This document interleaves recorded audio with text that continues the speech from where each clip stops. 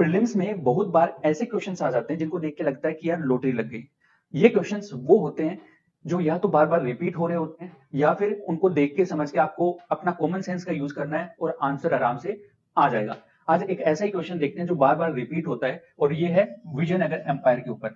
जो कृष्ण देवा थे वो विजयनगर एम्पायर को बिलोंग करते थे और जो विजयनगर एम्पायर है that is an important theme in history. इसको आपको हमेशा करके जाना चाहिए। कैसे, क्यों, वो मैं दिखाता हूं। बिकॉज विजयनगर एम्पायर पे पहले भी क्वेश्चन आया था।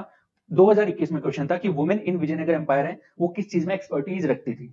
इसके अलावा 2023 में देयर वाज ए क्वेश्चन जो पूछ रहा था कि विजयनगर एम्पायर में कौन था जिसने एक लार्ज डैम बनाया था तुंगभद्रा रिवर के ऊपर।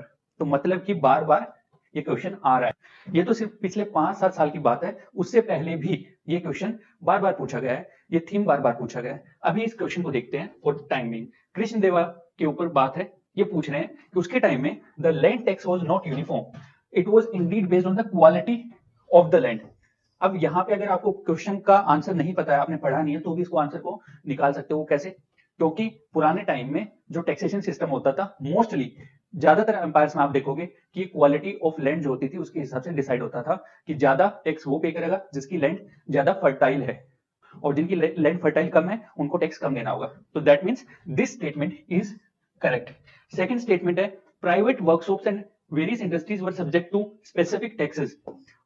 ये बोला गया है which was a common feature of the period's revenue system. तो मतलब कि प्राइवेट वर्कशॉप थी उसमें उसके ऊपर स्पेसिफिक टैक्स लगता था। अब यार मुझे बताओ, पुराने टाइम में या तो एग्रीकल्चर से इनकम हो सकती है या कोई जो छोटी मोटी जो आपकी शॉप्स हैं, कारखाने हैं, उनसे आप जो स्टेट होता है उससे उसको पैसा मिलेगा। वहां पे उस टाइम में कोई एमएनसी तो नहीं होगी। तो ऑब्वियसली ये स्टेटमेंट में क्या है, करेक्ट है।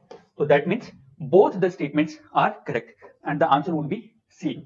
इस तरीके से आप इसको आराम से आंसर कर सकते हैं। ऐसे ही क्वेश्चंस को पीवाईक्यू को जानने के लिए फॉलो करते रहिए। Till then, bye bye.